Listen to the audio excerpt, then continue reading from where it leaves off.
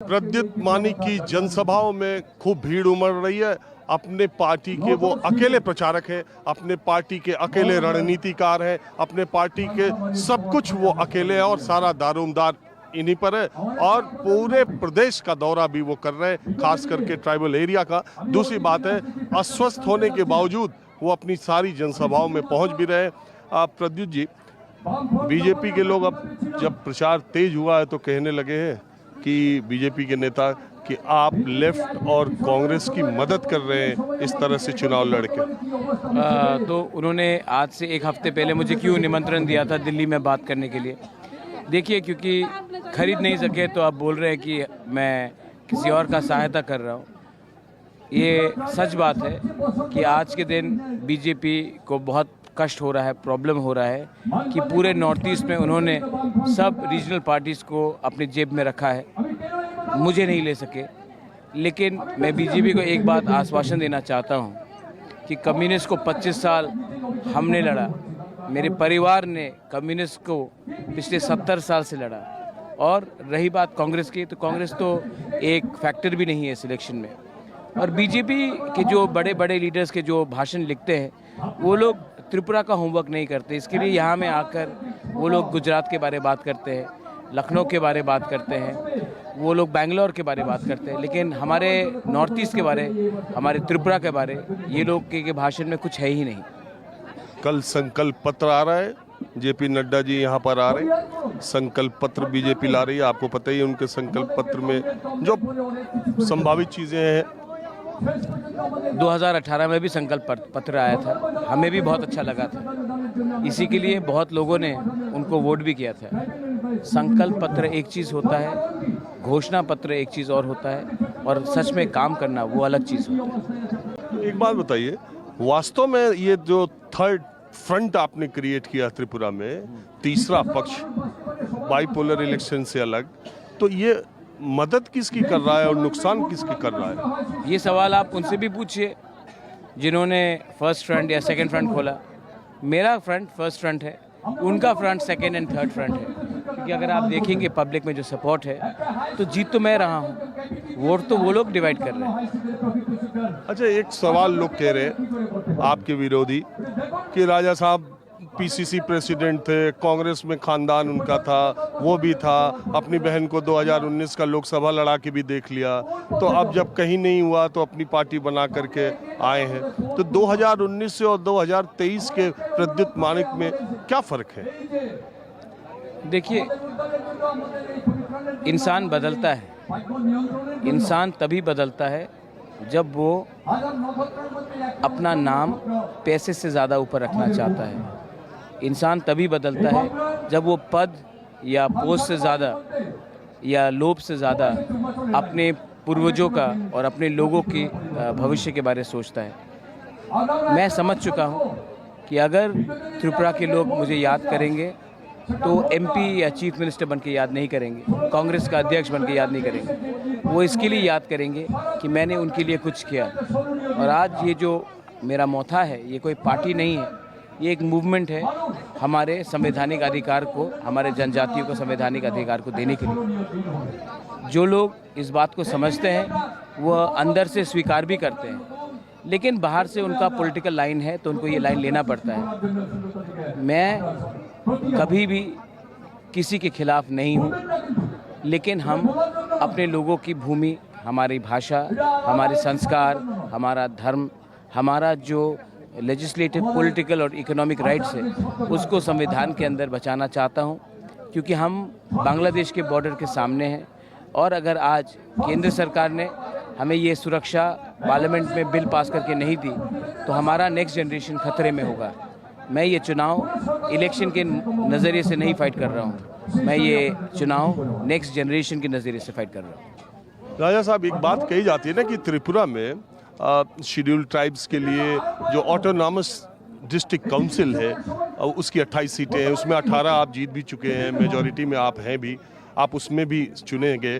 तो already autonomous district council है, उसको थोड़ा और अधिकार या उसको थोड़ा और बजट बढ़ाने की बात आप कर सकते हैं। आप तो एक अलग ही रास्ता अख्तियार कर रहे हैं, लोग कह रहे हैं। ये बात किसने कहा? थोड़ा अलग बजट बना दे, थोड़ा सा और पैसा दे दे, ये बात कौन कह रहा है?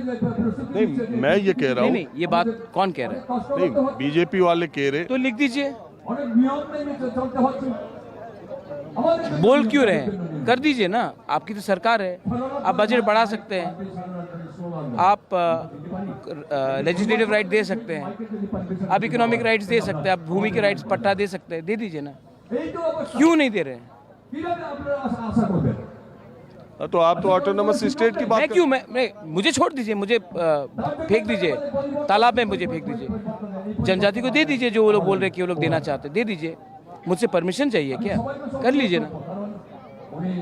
नहीं कर रहे हैं, इसी के लिए तो मैं ये बात उठा रहा हूँ। आप कर दीजिए ना। लेकिन कई मसलों में आप बीजेपी के साथ। नहीं, ये जो आपने बात सवाल किया, अब उनको बोलिए कर दीजिए ना, करो ना। मैं कहाँ रुक रहा हूँ? करो ना, मैं तो नहीं अपोज कर रहा हूँ। कह रहे हैं कि हमने 5 सालों में जितना हमने शेड्यूल ट्राइब्स के लिए किया किसी सरकार ने नहीं किया। तो अब और नहीं होगा। क्या किया है शेड्यूल ट्राइब्स के लिए? आप तो दिल्ली से आए 4 दिन पहले, आप तो ये बात नहीं जानेंगे। आप इनसे सबसे पूछिए क्या किया है। ये मजाक रखा है क्या? क्योंकि हम नॉर्थ ईस्ट में है तो कोई हमारा परवाह नहीं करता क्या? हमारा क्या सेल्फ रिस्पेक्ट नहीं है हमारे लोगों का? ये मजाक रखा है क्या? उनको बोलिए ना करने के लिए। कौन वेट कर रहा है? क्या कीजिए। तो क्या आप इस स्थिति में? नहीं, आपको लगता है कि मैं हर पॉलिटिकल सवाल का जवाब पॉलिटिकली दूंगा? मैं नहीं दूंगा। आप कीजिए ना। हिंदू खतरे में है बोलते रहते हैं ना, तो बचाओ हिंदू को। क्यों नहीं कर रहे हैं? क्यों बोलते रहते हिंदू खतरे में, हिंदू खतरे में? आप 8 साल से पावर में हो, 9 साल से पावर में, बचाओ हिंदू को। नहीं बचाएंगे, बोलते रहेंगे ट्राइबल को हम दे रहे तो दो ना। कौन रोक रहा है? दो। तो फिर आपका इरादा क्या है पोस्ट पोल? देखिए, मैं ये तो मान रहा हूँ, और मैं यहाँ घूम करके और देख भी लिया कि आपका प्रभाव है। रिजल्ट क्या होगा मुझे नहीं पता, लेकिन आपका प्रभाव तो त्रिपुरा के चुनाव में स्पष्ट दिखाई दे रहा है मुझे। मैं पॉलिटिशियन नहीं हूँ, इसके लिए वो मुझे पॉलिटिकली अटैक नहीं कर सकते। उनको आदत पड़ गई है पॉलिटिकल अटैक करने के लिए। मैं पॉलिटिशियन हूँ ही नहीं। जिस दिन मैंने कांग्रेस को छोड़ा, उस दिन मैंने सच में पॉलिटिकल जो स्ट्रक्चर जो है उसको छोड़कर मैं अलग रास्ते में चला गया। अब इनको मुझे काउंटर करने के लिए एक अलग रूप धारण करना पड़ेगा, क्योंकि पॉलिटिकली वो मुझे कुछ कर नहीं सकते। लोग तो ये कहते हैं कि बीजेपी जिसके साथ नहीं जाती है, आरोप ये लगाते हैं, तो बीजेपी उनके बहुत पीछे पड़ जाती है। तो अगर ऐसा होता, आप पे कोई है? आप तो सब अपनी तरह से बोल रहे हैं, अपनी तरह से कर रहे हैं। करने दीजिए।